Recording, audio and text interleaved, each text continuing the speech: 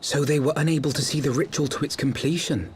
Then Garuda is no longer a threat, and whatever the Ascians and the Warriors of Darkness were planning has come to naught. But we should not tarry. The knights have secured our path to safety. Well, well. What do we have here? You'd better not have killed the Primal without us.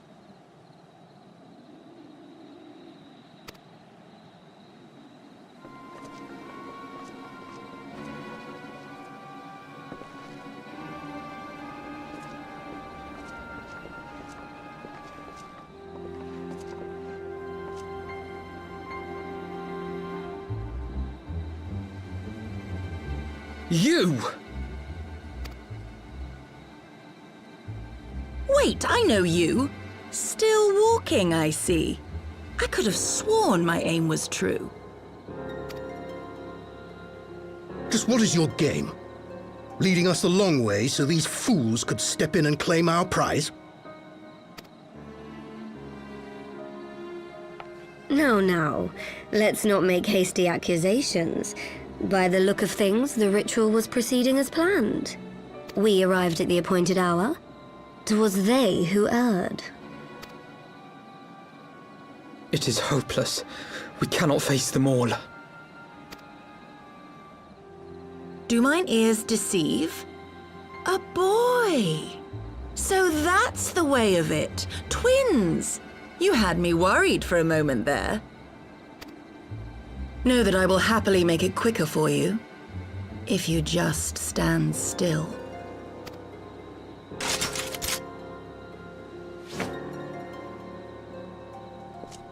Enough, Jarumal. We wouldn't want to upset the man in white with any unnecessary bloodshed now, would we?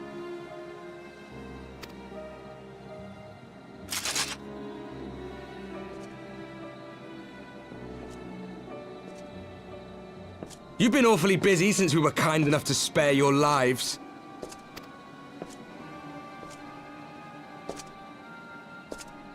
While you were idly consorting with the Ascians, you mean? 7 hells! What could you possibly hope to achieve? Should I explain it to you? Very well.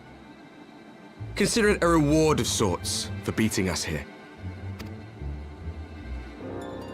You know the tale of Hydaelyn and Zodiac, I take it? Of the Great Sundering and the reflections it created?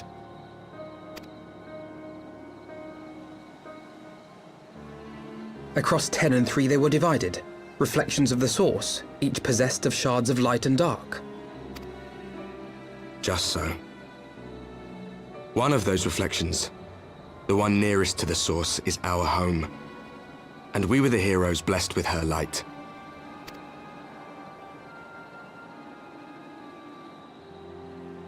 But not all worlds hold light and dark in equal measure. In ours, the power of light was greater by far. So the Ascians, who once threatened our home, were no match. And they fell before us, one after another, till none were left. Victory, we thought. And then came the light. A flood of pure, blinding radiance, annihilating shadow and color and life itself. Ere long, it will consume our world, leaving naught in its wake but blank perfection. That cannot be. Do you honestly expect us to believe such a story? Believe what you like. But it has happened before, on a world far removed from ours. The 13th, which was swallowed by the dark and transformed into what you call the Void. Unchallenged light would condemn us to a similar fate. And so we joined hands with our former enemies, and with their aid came here, to the source. For there is but one way to restore the balance and save our home. The Ardor. calamitous destruction with the power to break down the barriers between planes and see our worlds rejoined. You would doom our world to save your own? What would even become of us? Of you? Enough. I tire of talking. You know our cause. You know what is at stake. We are prepared to do whatever it takes. Are you?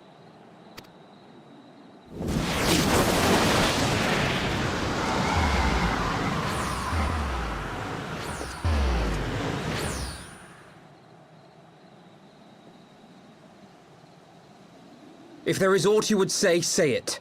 Otherwise, begone. You have no friends here.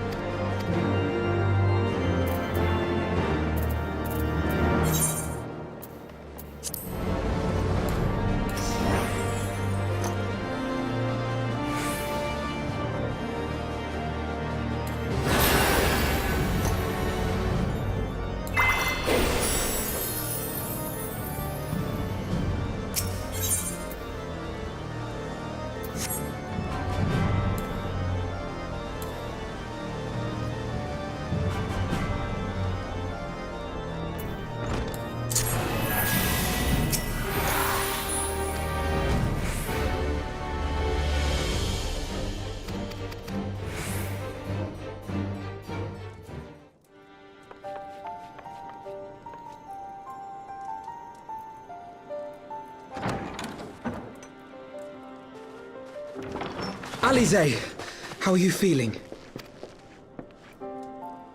Well enough, brother. Thanks to the kindness of our hosts. They told me you had departed for Zelfatol while I was still abed. I slept much better knowing that. Thank you. I take it your mission was a success.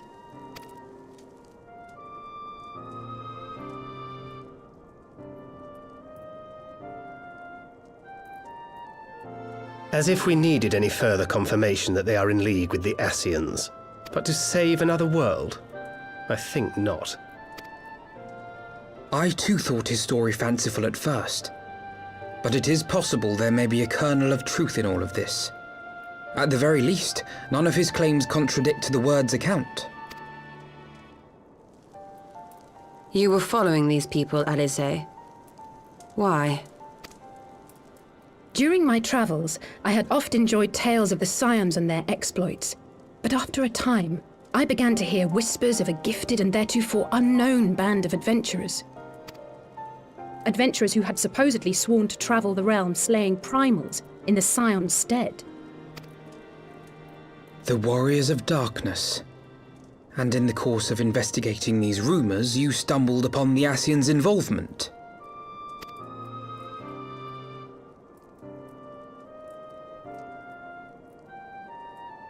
Yes, exactly. Forgive me, but if these Warriors of Darkness mean to bring about another calamity, to what end do they hunt primals? To prompt an escalation. To deepen the beast tribe's feelings of helplessness and despair, and thereby drive them to summon ever more powerful gods.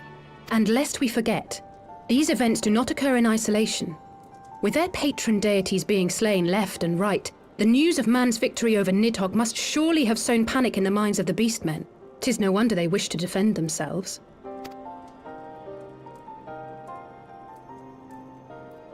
Power answered with greater power. Death with more death.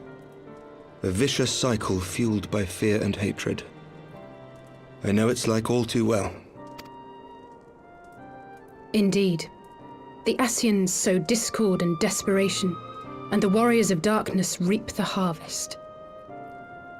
And so it continues. Yet that is not the extent of their ambitions.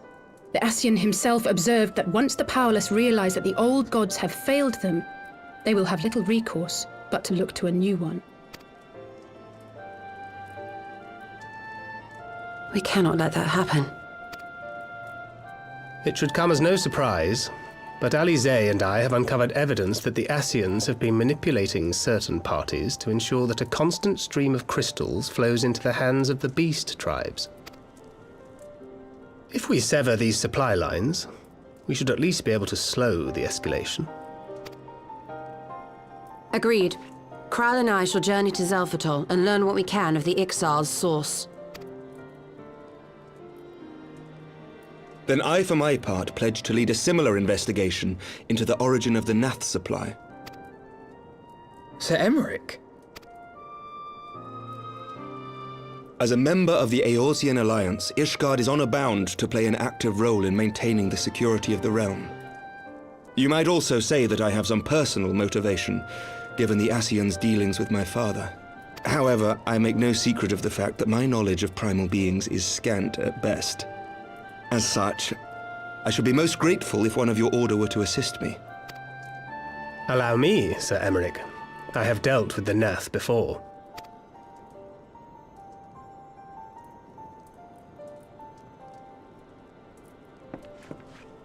Let us consult with Orianja then. Given his dedication to the study of primal beings, I should be surprised if he could not tell us something of value. Allow me to accompany you, brother. And before you think to refuse, know that I am not the girl I once was. I shall not be a burden. You have my word. But Alizé, you...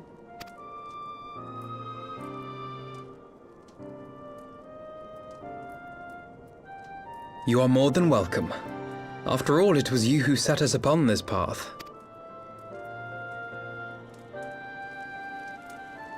Wait a minute. I'm afraid I can't allow you to leave just yet. Not until you try on the new outfit I prepared for you.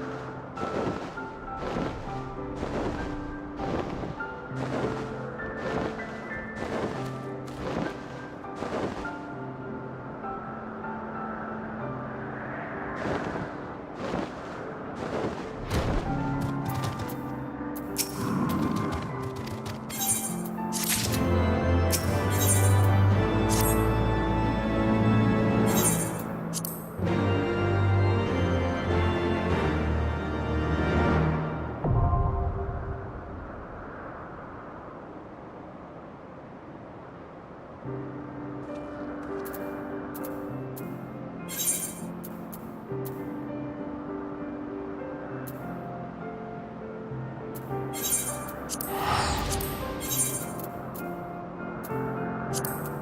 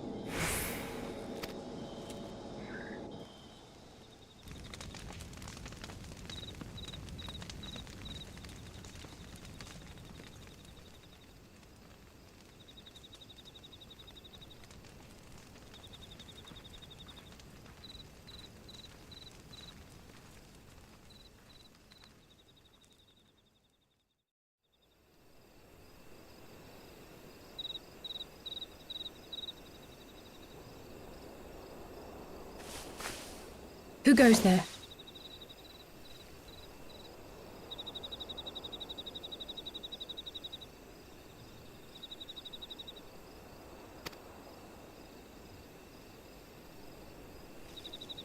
Oh, it's you.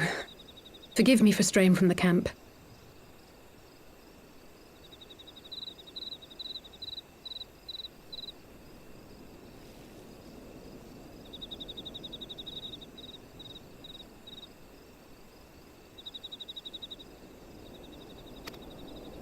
He hasn't been feeling too welcome, to say the least.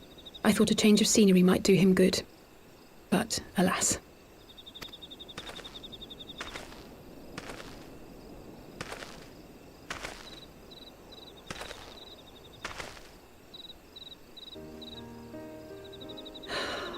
It's so quiet out here.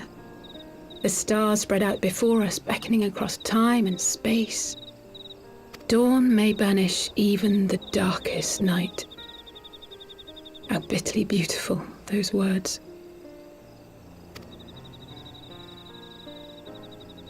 I should be stronger for all my experiences, yet my heart aches more than ever.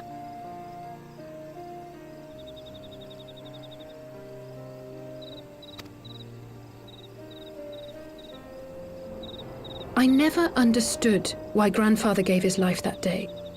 I thought that if I came here, I would find the answers I needed. But when I finally laid eyes on the land he sacrificed everything to save, saw firsthand the bickering, the pettiness, I was disappointed. I was angry. I could not fathom how these people were more deserving of his love than his family, than me.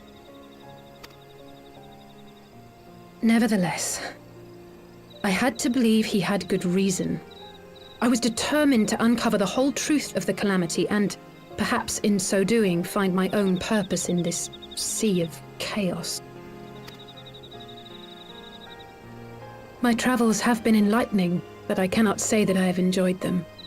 I have lost count of the many petty crises that I was helpless to resolve and of the people whose actions I could not understand. There were others, of course. Good people. People with whom I felt a kinship, whose lives I could not save. I found myself asking what it was all for. Why try if I was doomed to fail in the end? But then I recalled Grandfather's words to my father, years ago, before he left Charlayan behind forever. To ignore the plight of those one might conceivably save is not wisdom, it is indolence. We must all protect that which we hold most dear in the manner of our own choosing.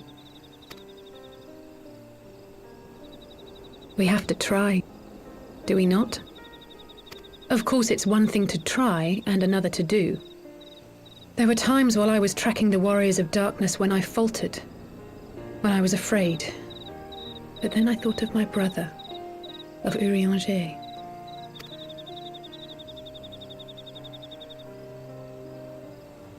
Oh, pray forgive me. This conversation has been rather one-sided, hasn't it?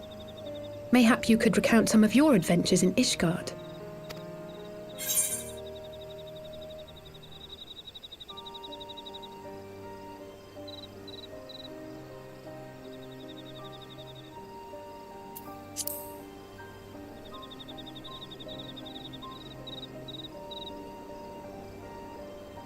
Gods!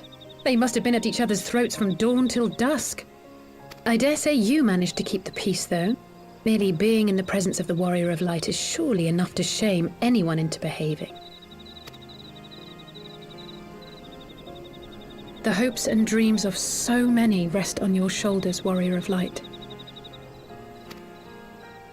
As long as the sun rises, we can but carry on, for the sake of those we hold dear.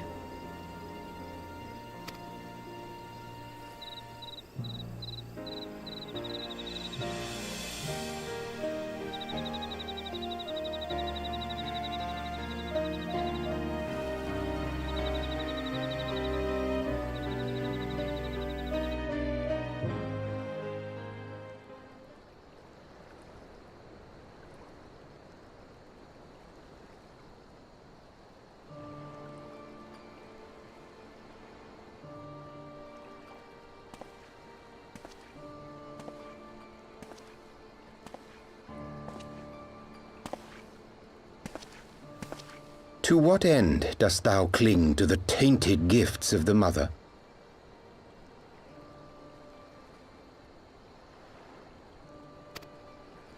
Every tool has its purpose. Even this.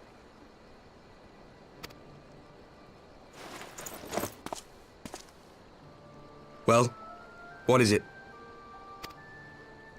The seeds sown in Vilbrand have been plucked from the earth and left to wither. Alas, Titan's demise sufficed not to drive the kobolds to deepest desperation. What did the man in white have to say? That we are to proceed as he did first set forth. Well, that's easy for him to say! It's not his bloody world on the brink of destruction, is it? Be thou well reminded that with an end to Ishgard's unrest, naught now remaineth to preoccupy the Scion's thoughts. And thus may they devote their every energy to thwarting thee and thine. I foresee only greater difficulties ahead. Foresee? Are you sure you don't welcome them? I'm starting to think you might hold a candle for your old friends after all. Pray do not mistake mine intent. I but look upon the path which lieth before us with due trepidation.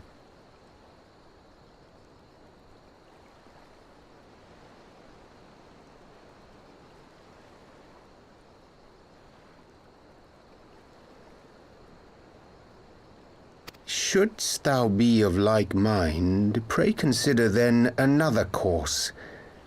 For the power to invoke the ardour belongeth not unto the Ascians alone. With thine own hand strike down thine enemy, the so-called hero who would see thy home lost to light. Do but this, and thou wouldst at a single stroke disrupt the all-too delicate balance of this realm, plunging her straightways into chaos.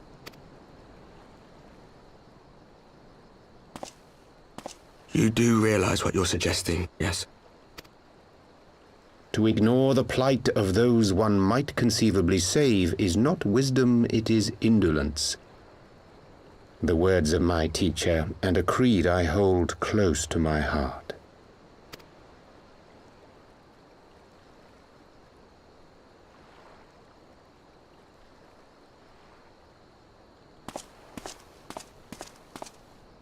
Very well.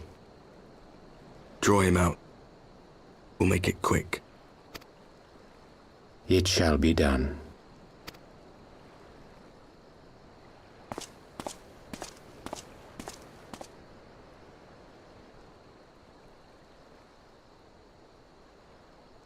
What good a creed one cannot uphold?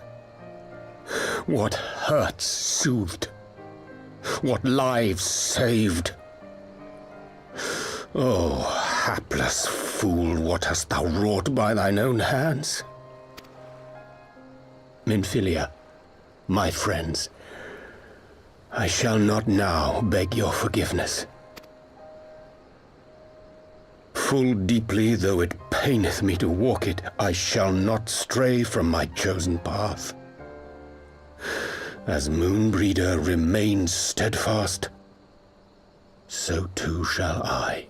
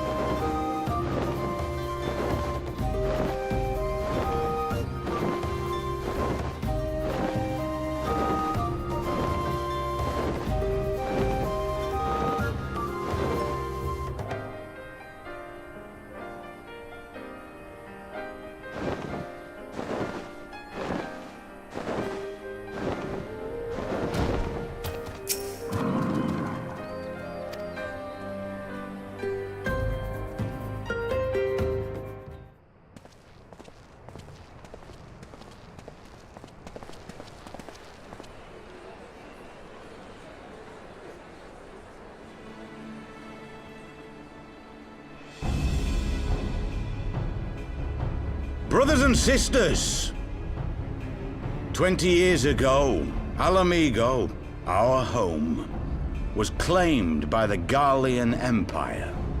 In our haste to overthrow the King of Ruin, we turned a blind eye to our foes in the north. With our glorious revolution, we but laid a path for a new tyrant to succeed the old. And when confronted with our failure, we fled. Not a day goes by that I do not think of those we left behind. Think of them and feel ashamed. And I know each and every one of you feels the same.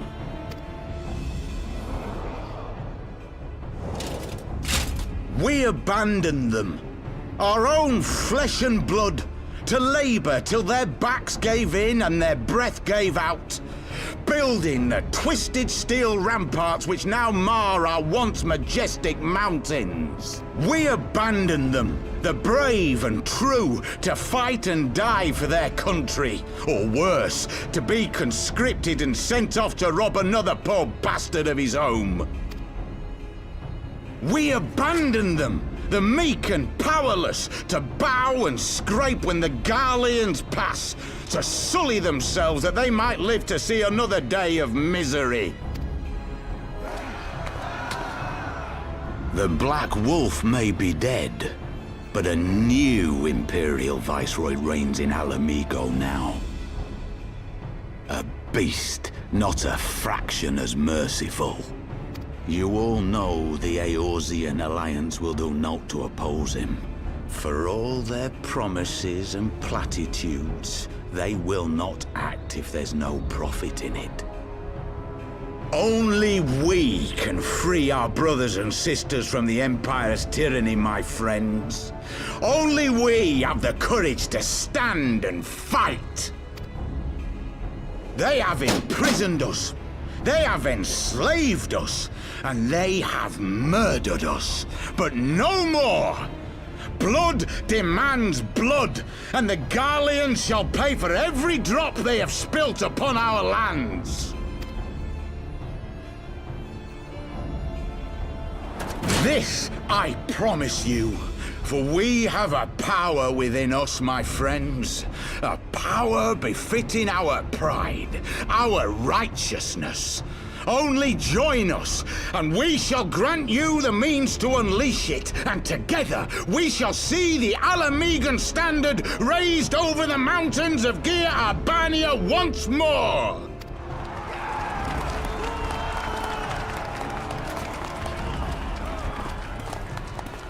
A power befitting their pride. Not at all ominous, that. Wait, is that...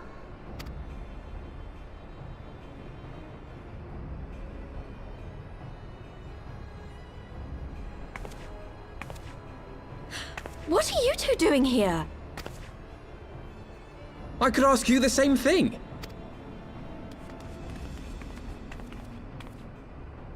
Well, well, this is quite the surprise. If you see what I see, if you feel as I feel... Might I suggest we continue this conversation in more agreeable surroundings? For it is not strength of arms that will win this battle, but strength of heart.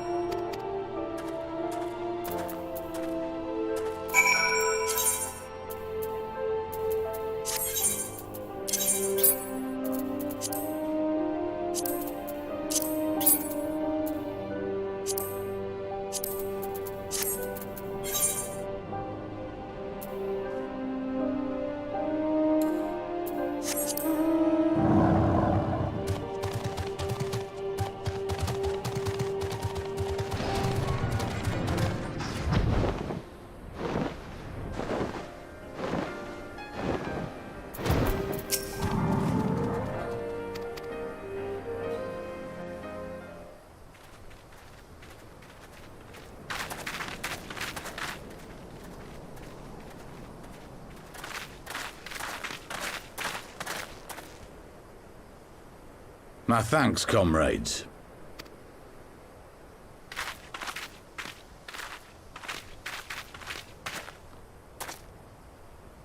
You must be the esteemed adventurers of whom I've heard so much. I understand you have taken an interest in our cause.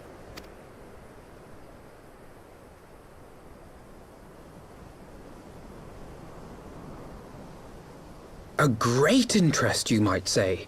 Your words have certainly made quite an impression on my friend and I.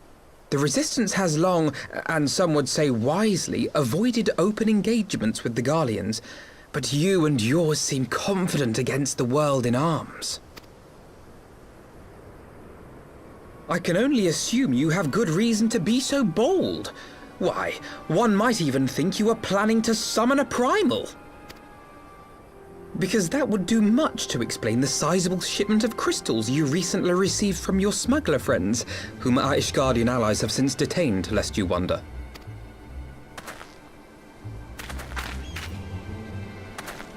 I'd like to hear more about the Griffin. The real Griffin. Your performance earlier didn't fool us. Ah, the famous scions of the Seventh Dawn. I should have known better than to think I could conceal the truth from you lot. You are right. I am not the Griffin, but I speak with his voice, and it was at his behest that we procured those crystals.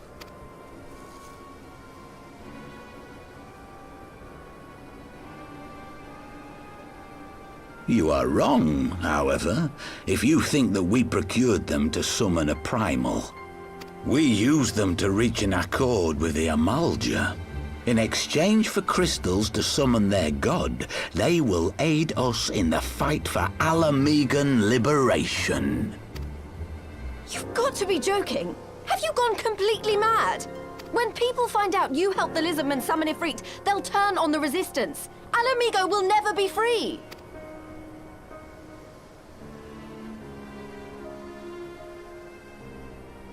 This isn't a fairy tale, girl. We don't have the luxury to play at being honourable heroes.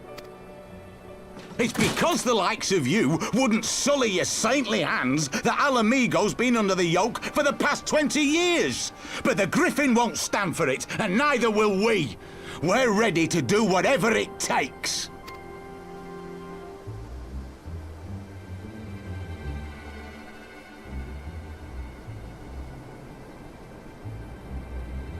What proof do you have of this arrangement with the Amalja? What? Aside from a lack of crystals? None. But the beastmen have a great big pile of the things if you fancy looking. You might want to hurry, though. It'll not be long before they summon their god. Search our camp if you don't believe me. We have naught to hide.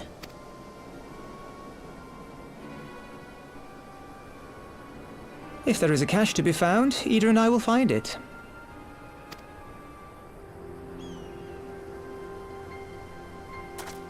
Then let us be off. Are you perchance the Warrior of Light?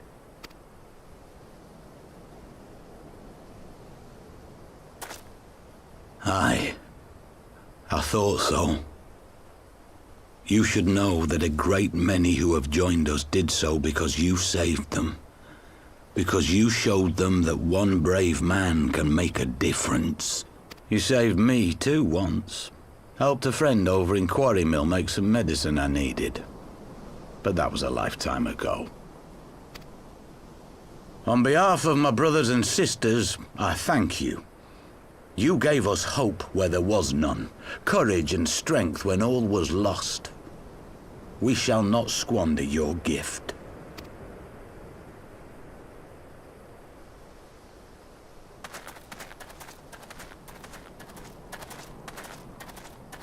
I know that look, Ida, and I do not like it. You cannot seriously be contemplating taking up arms with that band of cutthroats. I just...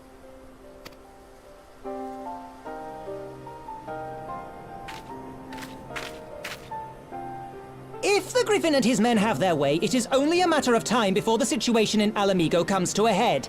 Your homeland's future teeters on a knife edge, and any reckless action, however small, could have irrevocable consequences. You mustn't lose sight of that, Ida. When the time comes, we must all make our choices, but we must do so in full possession of the facts. Now, let us away. There is work to be done.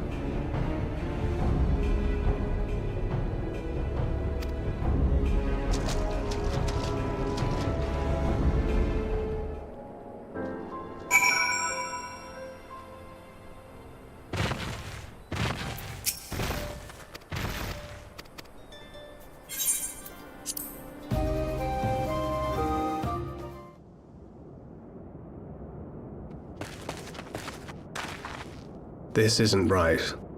The Emulger would never leave this place so poorly guarded.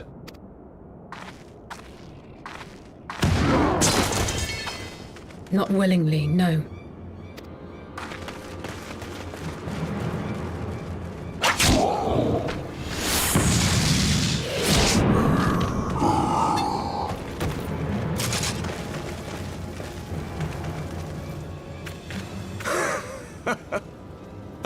The saviors of Eorzea. Slow as ever.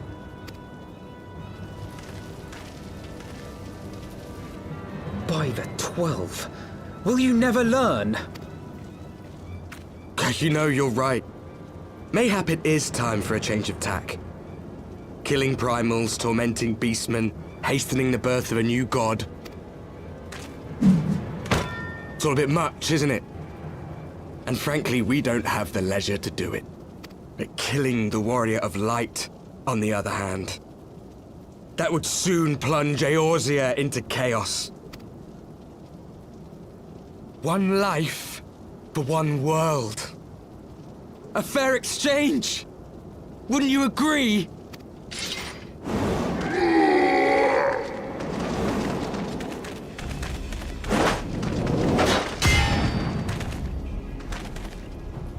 Lest you forget, you've more than one opponent.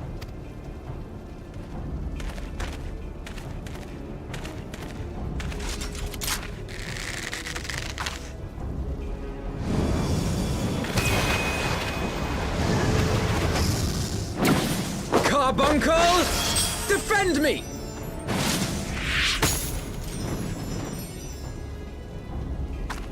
I sense you will offer more than mere target practice. Unlike your sister. Alize!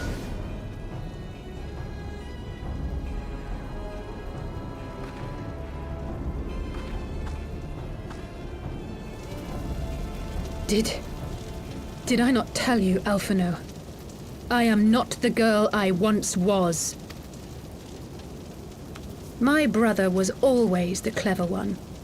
while my talents lay elsewhere.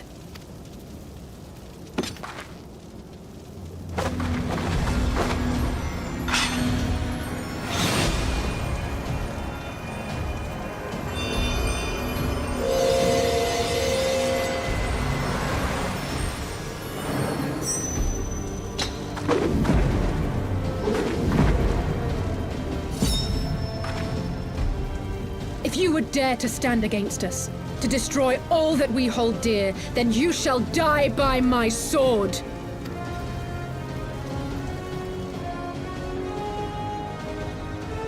Let's finish this.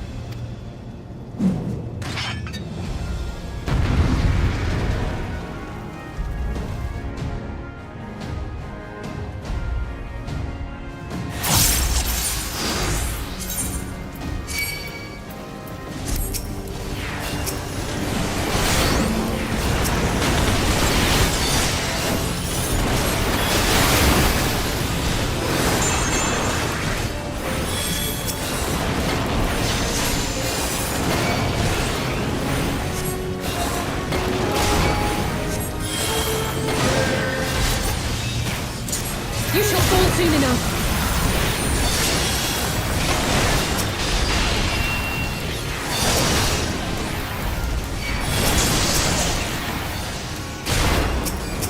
There's no escape!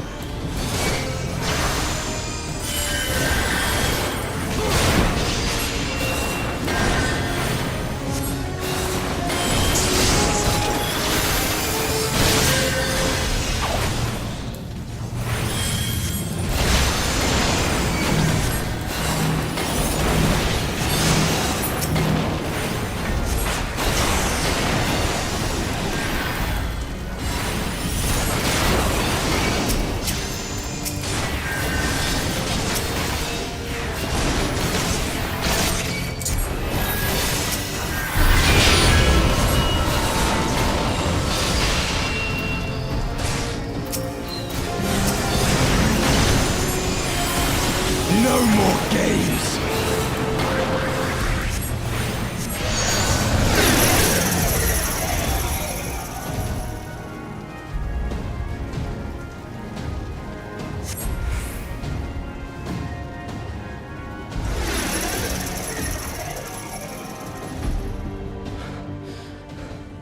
It ends now.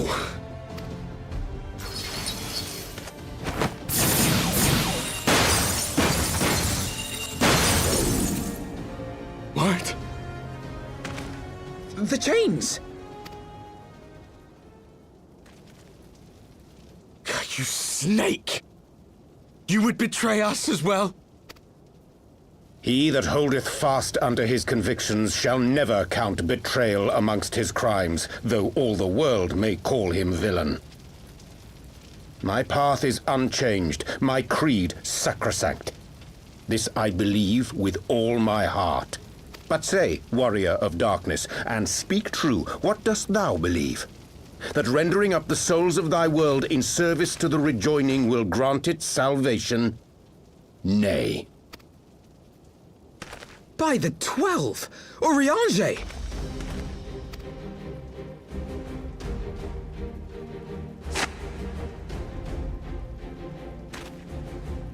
Mine apologies, Master Alphino. That the brightest light might shine, duty did compel me to walk in darkest shade. You sweet fool. I was almost willing to believe you had turned against us.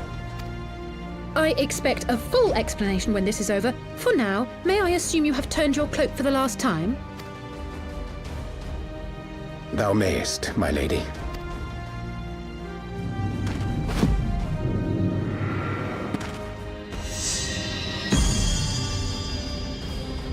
By thy leave.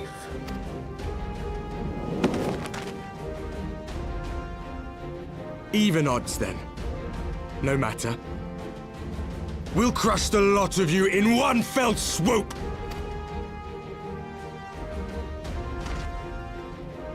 Understood. Hearken to me. We only have one chance. Channel your ether into my blade that I might strike before the mage casts his spell. I cannot do it alone, but together we can defeat them!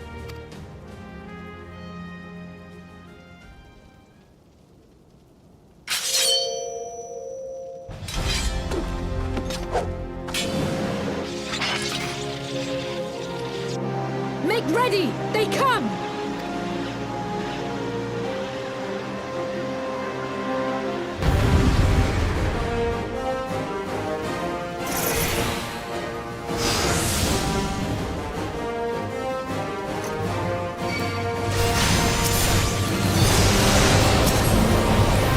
I must have more ether!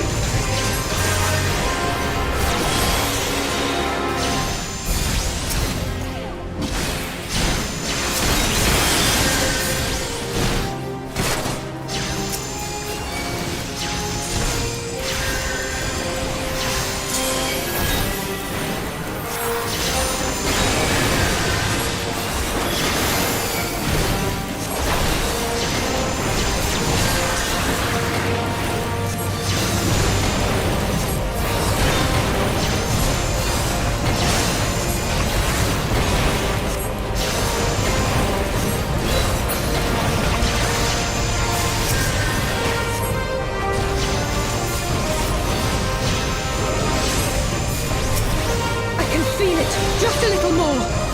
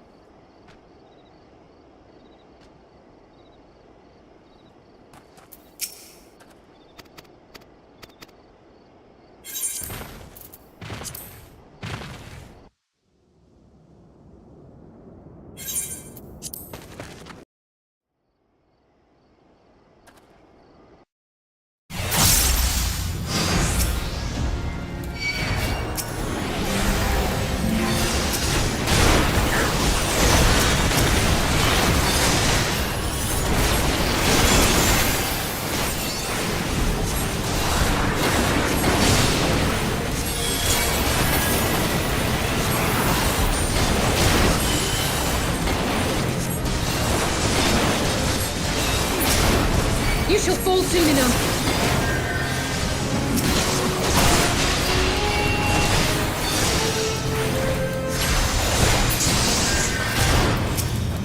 There's no escape!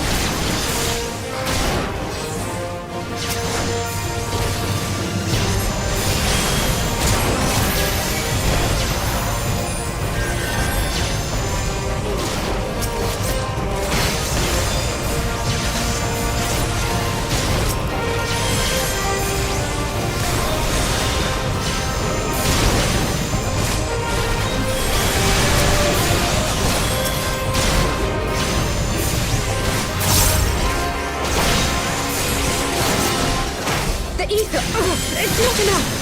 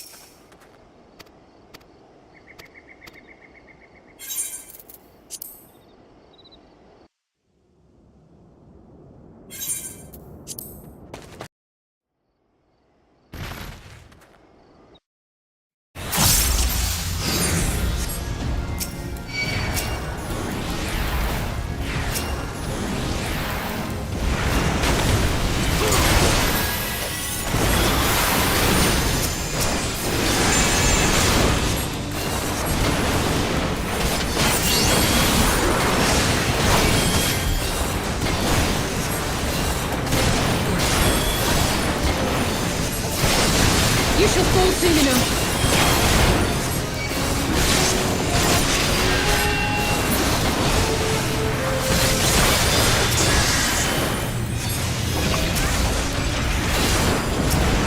There's no escape!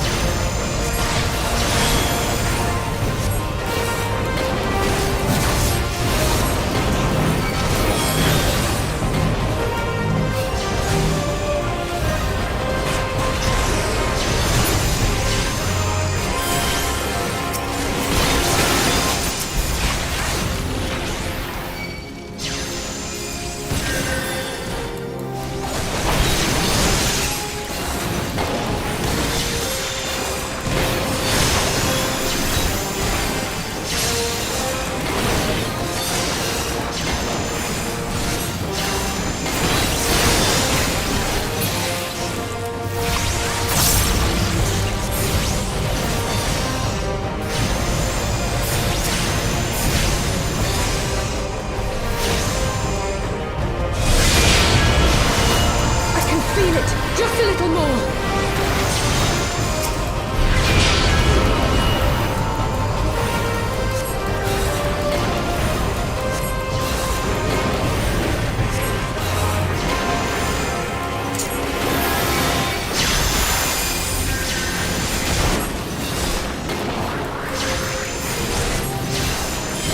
Hurry it up, neighbor!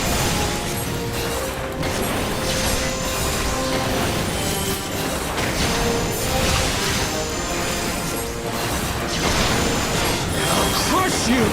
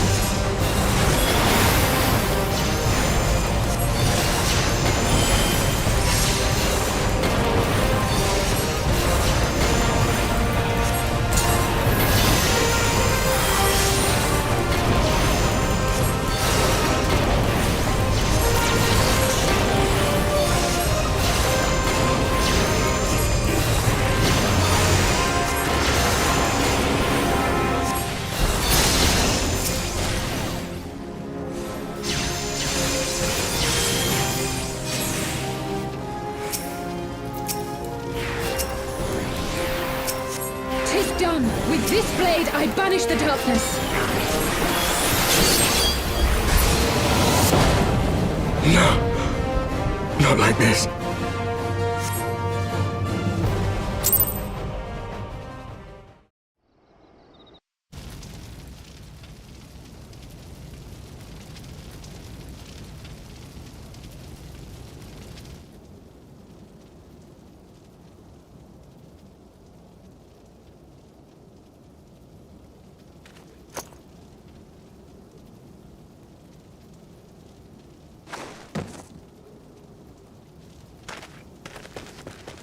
Alize, are you hurt?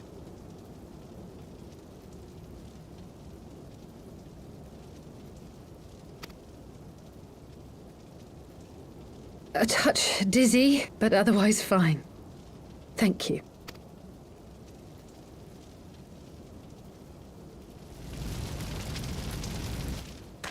And there you have it. Our friend is too stubborn to die.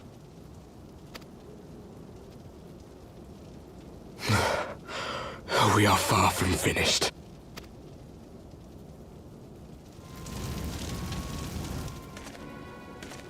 Or have you never considered how we came to this world?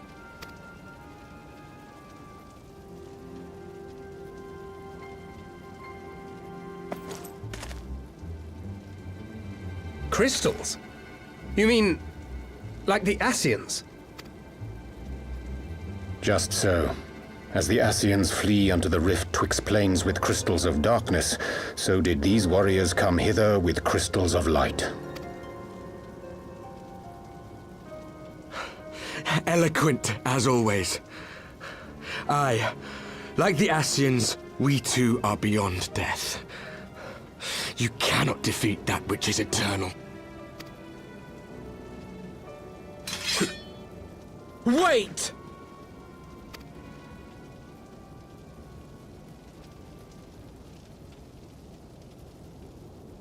Such methods as the Ascians employ require the renunciation of the flesh. You would have had to...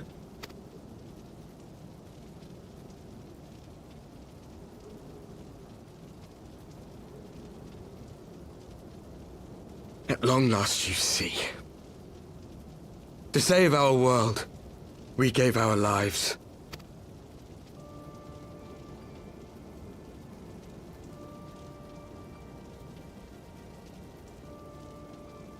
We were just adventurers trying to make our way. An odd job here, a favor there. We never aspired to be warriors of light. But word of our deeds spread, and soon people were calling us heroes. They placed their hopes and dreams on our shoulders and bid us fight for all that was good and right.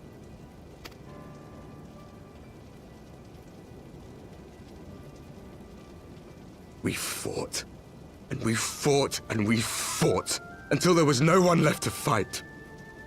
We won! And now our world is being erased from existence.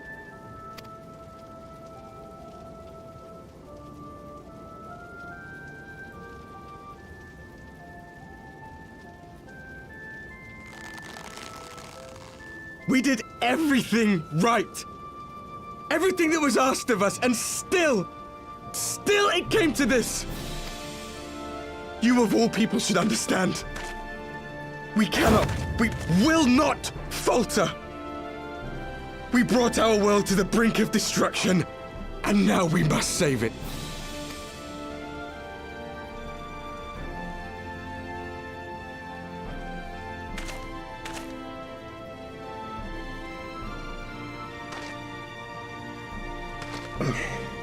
I've died before, Arbet. I'm not afraid to die again.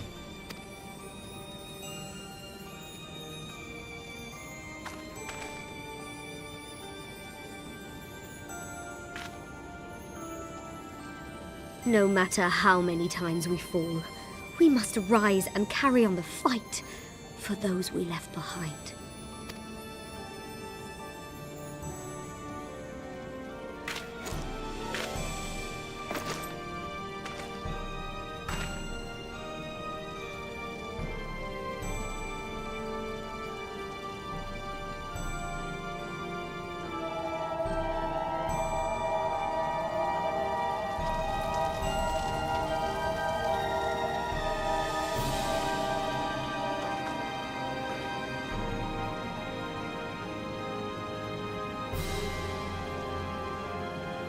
To have known the depth of sorrow and embraced the highest sacrifice. Nonetheless, Master Louis-Sois, guide my hand, I pray you, as fate's thread spinneth upon this most capricious spindle. Quickly! Thou must needs invoke the power of thy crystal.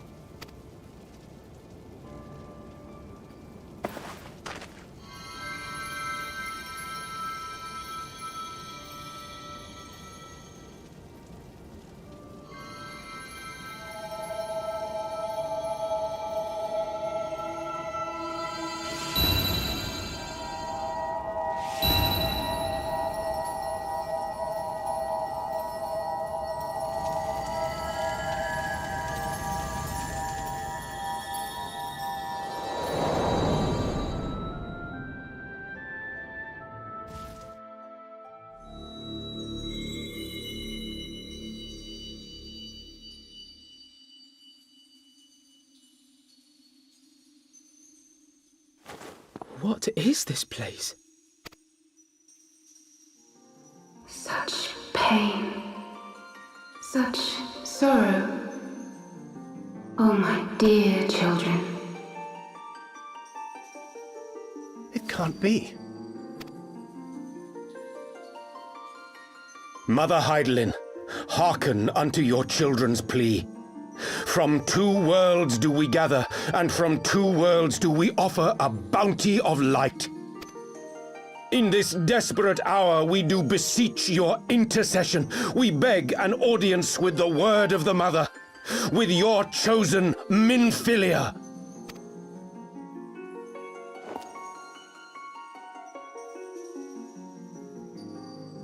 Your cries go not unheard, nor your sacrifices unnoticed. Though many are lost, there are those we can yet save, whom I can yet save.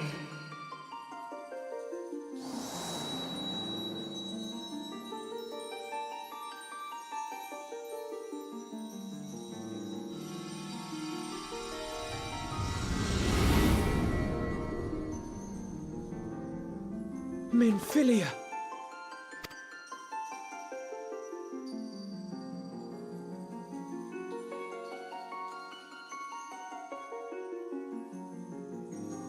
Blessed children of the First, the light of your world hath grown blinding in its radiance, but it is not yet absolute.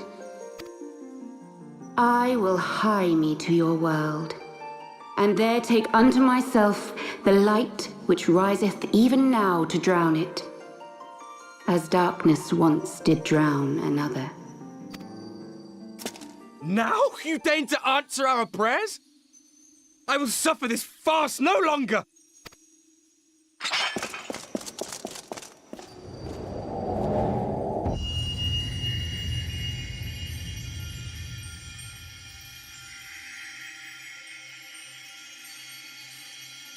As the Ascians must serve as instruments of Zodiark's will, so too must others carry out the will of Hydaelyn.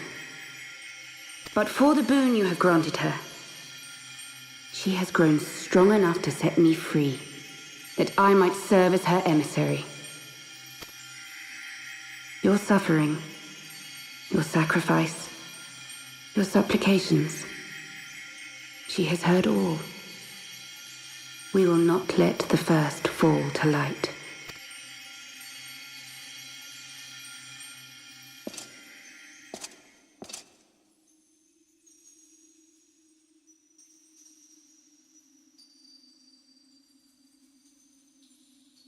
Thank you, Urianger, for bringing everyone here.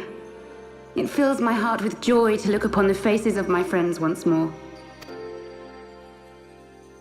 In taking you unto her bosom, I knew that Hydaelyn had bequeathed to you a sliver of her grace, granting you strength long sought. And in treating with the Ascians, I learnt of a star like unto our own, a doomed world of fallen heroes, in whom I glimpsed ourselves, the first. Full long did I search for a means to save this world, concluding at the last that the answer lay in the power of blessed crystals. And thus did I labor to set light against dark. Yet I knew from the beginning that this salvation would not come without sacrifice. For the instrument of the First's deliverance would of necessity be required to journey thither, there to remain, mayhap forever. You orchestrated all of this, not to save her, but to send her away!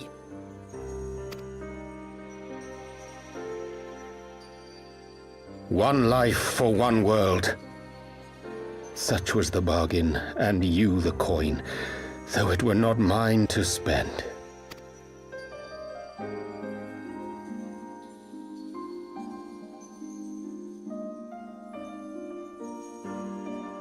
Have we not walked together in the light of the crystal, and at her bidding borne witness to the joys and sorrows of this land? Each and every one of you knows my heart. If this be the price I must pay, I pay it gladly.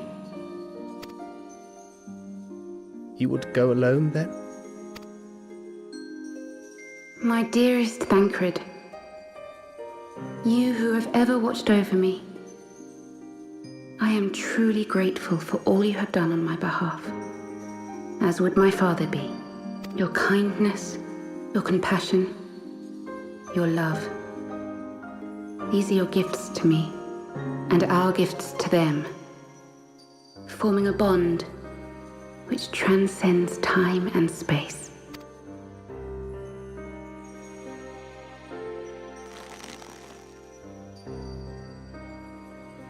Sometimes I forget you are not the child I once knew.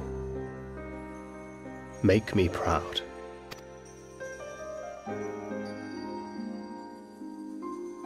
Long have I watched you from Hydaelyn's side, watched as you nurtured and kept safe the light of the dawn.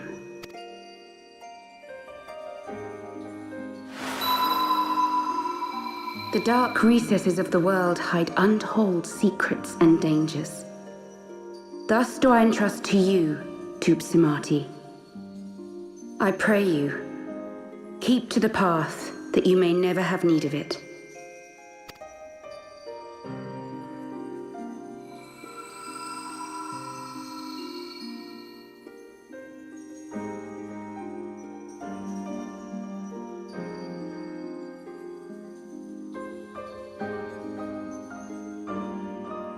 Twould seem the power of our crystals is all but spent.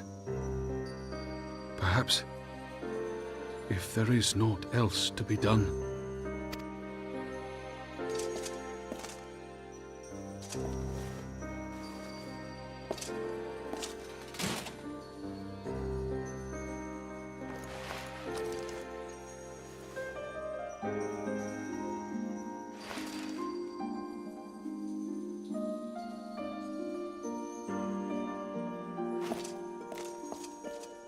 Hear me, servant of Hydaelyn. If you would have us place our trust in you, then I would ask a favor. Take us with you. Take us home.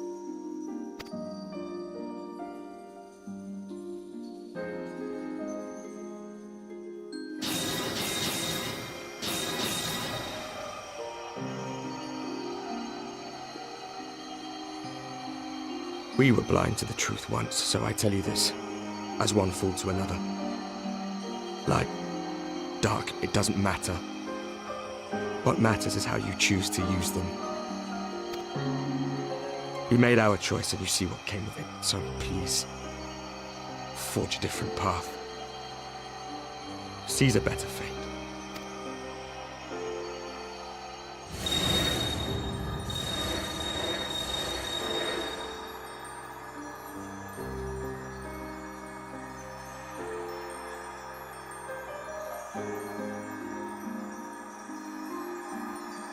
It is a strange feeling. So many times have I watched you depart, my heart filled with worry. And ever did you return to me in triumph. Someday, when I have found a way to free this star from her sorrow, I promise you I shall repay the favor.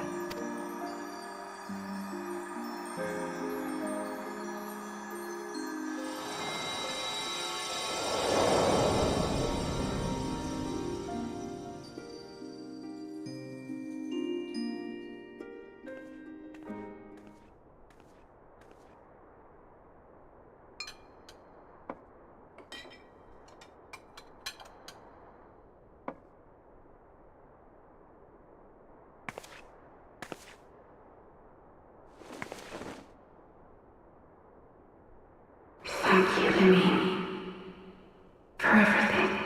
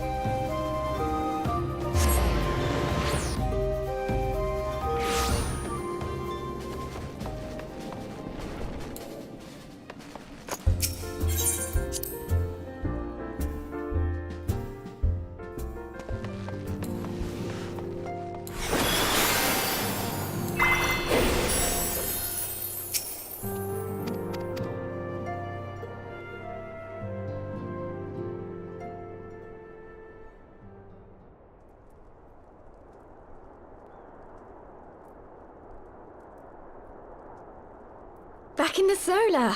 It's been too long since we were all together like this. Not since after Moonbreeder. Much has changed since then. We ourselves, most of all.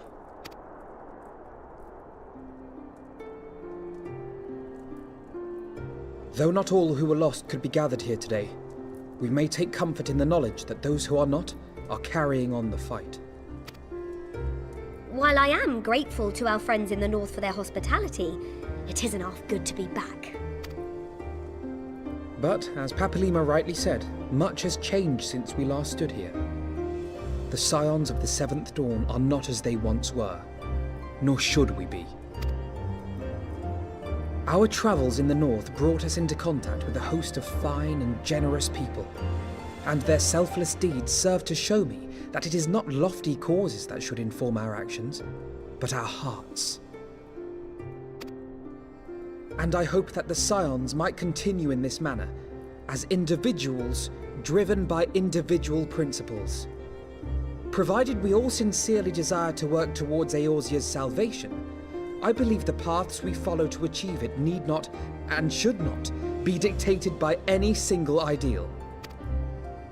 Companions bound by a common purpose, free to go whither they will. The idea is not without merit.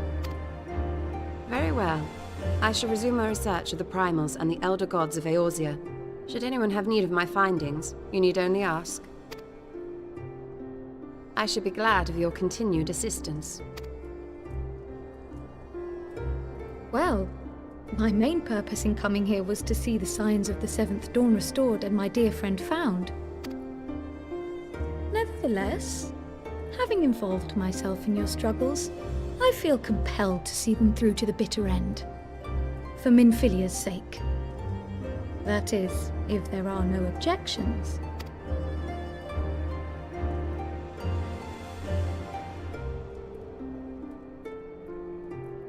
You will always be welcome here, Kryl.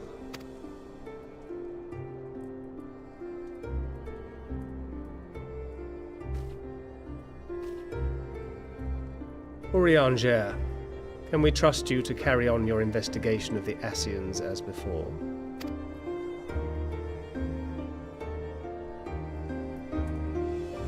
Regardless of mine own desires, I am undeserving of your trust, having so villainously deceived you all.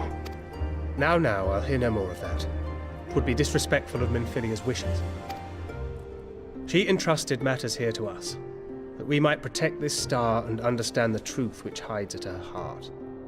Mayhap I can handle the former, but I think you far better suited to the latter. No?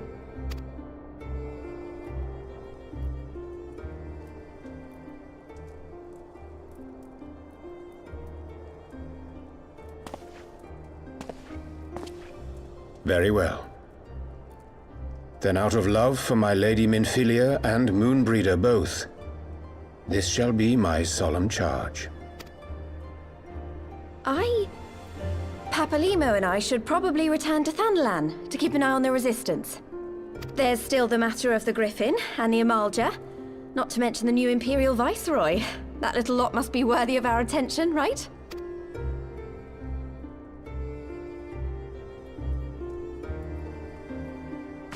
And what will you do, Alize? You know I have no great love for organizations and formalities.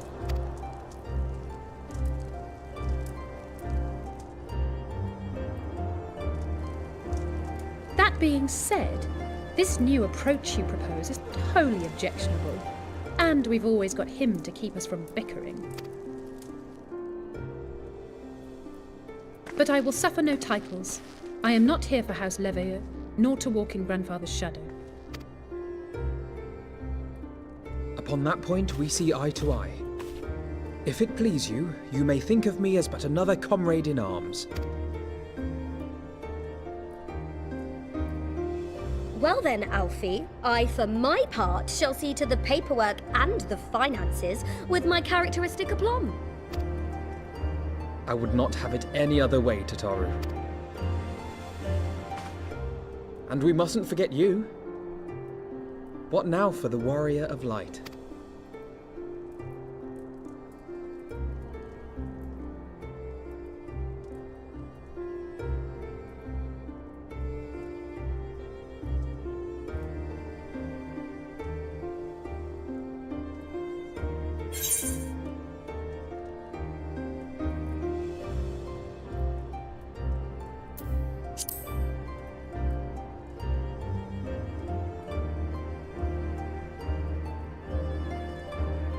Indeed.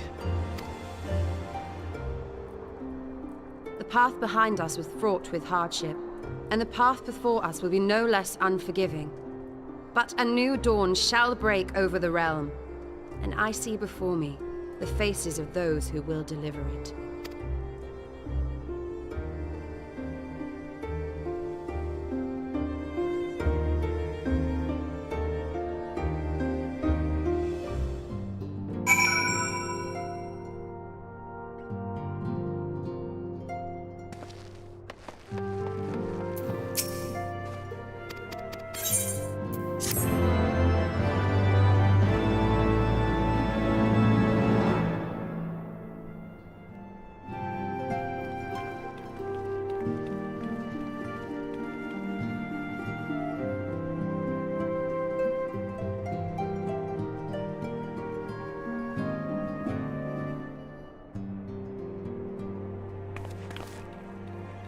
One world's heroes are another world's villains. One world's loss, another world's gain. Where men go as one, there is life. And where there is life,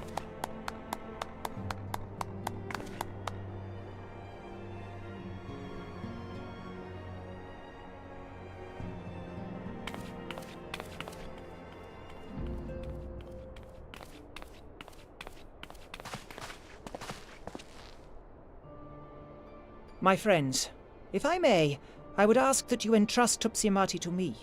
Clouds gather upon the horizon, and as Master Louisoix's disciple, I would keep it close at hand.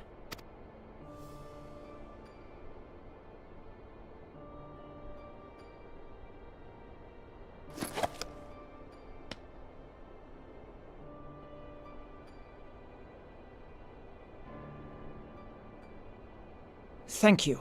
I shall guard it well.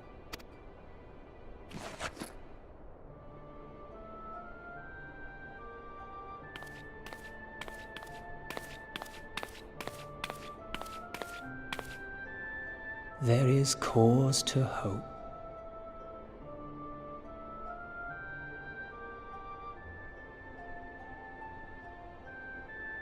For every ending, every parting, marks a new beginning.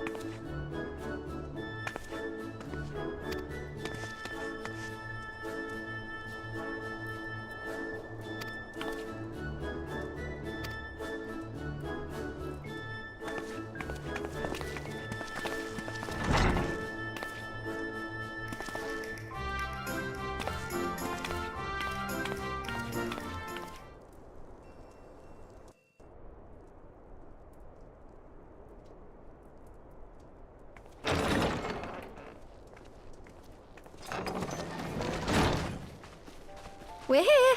Did we miss anything? We would not presume to begin without you, Ida. Orianger has returned to the Waking Sands, but everyone else is now present. Yes, but for what exactly? We all have duties to attend to, Alphino, so you may dispense with the preamble. Thank you, Elise. It is the very subject of those duties which compelled me to call this gathering. Though the Warriors of Darkness no longer pose a threat, Eorzea's many troubles demand no less of our attention. And while I stand by the decision to approach each task as we see fit, I fear our effectiveness will ultimately be diminished should we continue to act in ignorance of each other's efforts. Thus, I propose we elect a successor to Minfilia. Not to serve as a fully fledged antecedent, perhaps, but as a coordinator of operations. Is that all? Well, then the decision seems clear. No one else has shown any enthusiasm for the role, and judging by your performance at our previous meeting, you would seem the perfect candidate. You always did have a flair for politics.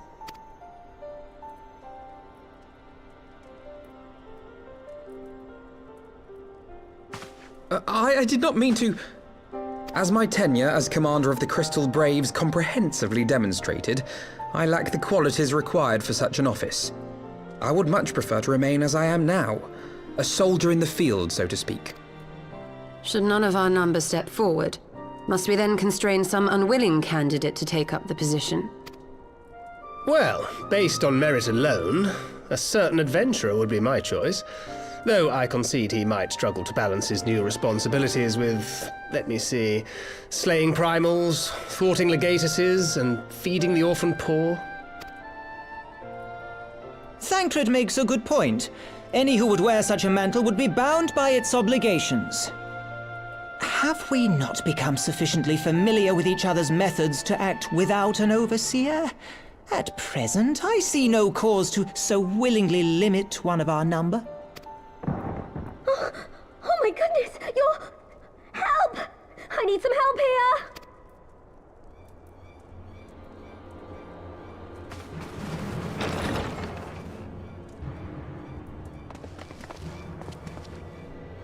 Tataru, are you all right? Me? I'm fine. It's this poor girl who just staggered in and collapsed on the floor that I'm worried about. Narco! God, how did... Yushola! Please, you have to help her! Kral, a hand if you would. Let us see about closing these wounds.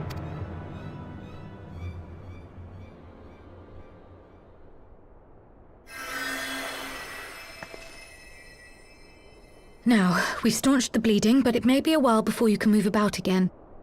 Though having seen your wounds, I'm surprised you are still moving at all. Thank you. My message.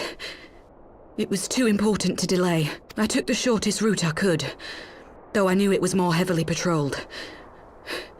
As you can see, my efforts at evasion were not entirely successful. Honestly, you're too brave for your own good. What was so urgent that you needed to fight half the Empire to get here? You could have been killed. I'm sorry, Ida. I had good reason. But I imagine your friends are wondering who this bloody mess of a Mikote is. My name is Minago, and I belong to the Alamegan resistance. I came to warn Ida and Papalimo about one of our leaders. A man who calls himself the Griffin. He's always been dangerous, but he's planning something new. Something reckless. The Griffin, you say? I've heard the name. Rumor has it your man is eager to test his claws. Aye, and on no easy target. He means to assault Belsar's wall from the Alamegan side.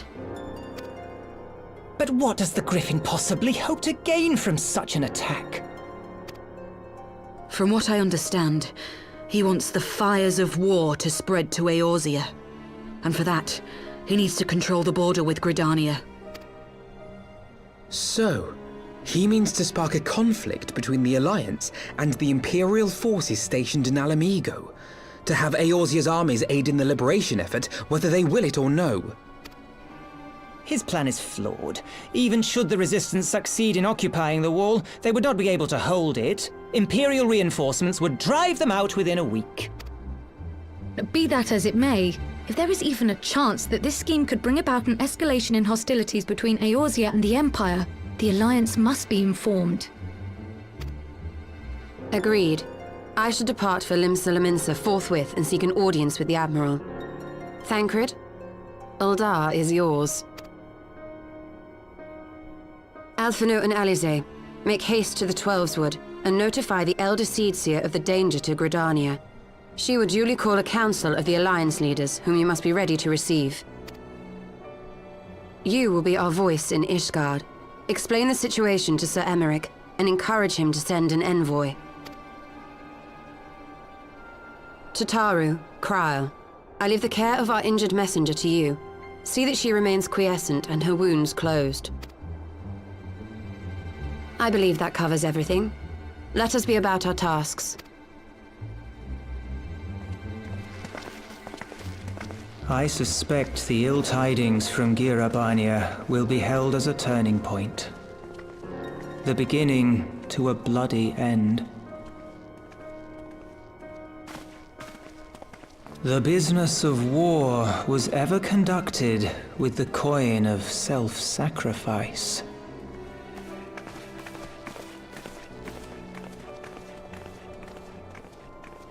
'Twas Master Louisoix himself who taught us that such costs are not to be ignored or denied.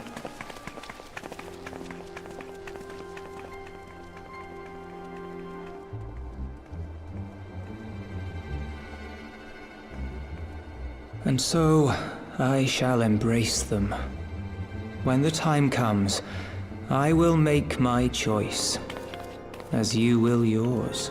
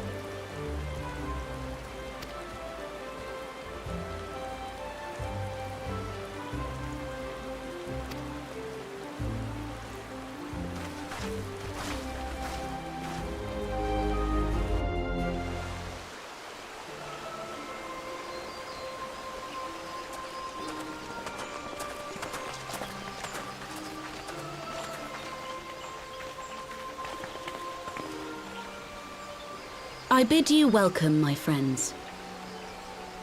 As you will by now be aware, the Scions of the Seventh Dawn have come into possession of certain intelligence concerning recent developments in the region of Gyr Abania. It springs, I am assured, from an unimpeachable source. Is that not so, Master Alphino? Indeed, Elder Seedseer. Our information comes directly from a member of the Resistance's inner circle, and we have no cause to doubt its veracity. This Griffin of theirs is a fool if he thinks he can hold Belsar's wall against the Empire. When the Imperials move to take it back, they will come in force. And the resulting fighting is all but certain to spill over into the Black Shroud. At the Battle of Cartano, the combined might of 3 grand companies labored to contend with the remnants of but a single Imperial legion. Alone, Gridania would be hard-pressed indeed to hold back the tide, should the Garleans turn their minds from reclamation to invasion.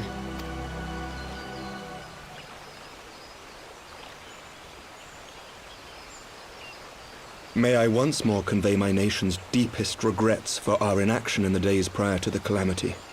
'Tis a stain upon our ledger that I would fain remove.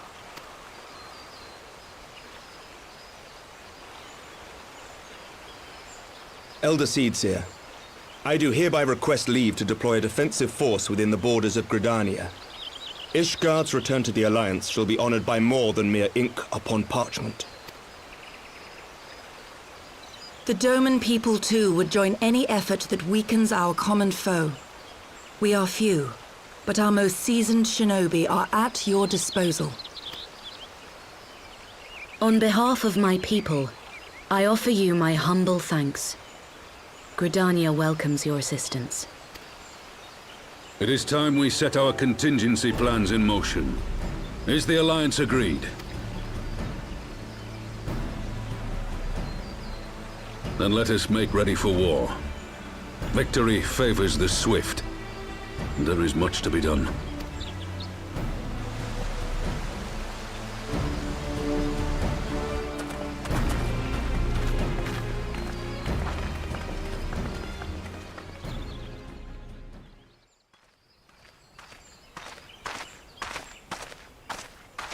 The Council knows that Alamigo will not soon be wrested from the Empire, and its decision to bolster the border's defences seems eminently practical. Why then, brother, do you scowl so? I agree that they have chosen the wisest course available. Indeed, the only reasonable one. Yet something feels awry. In making ready for war, is the Alliance not granting the Griffin the very thing he desired? Any attempt to hold the wall is doomed to failure, aye. But I wonder if we have misjudged the prize for which he plays.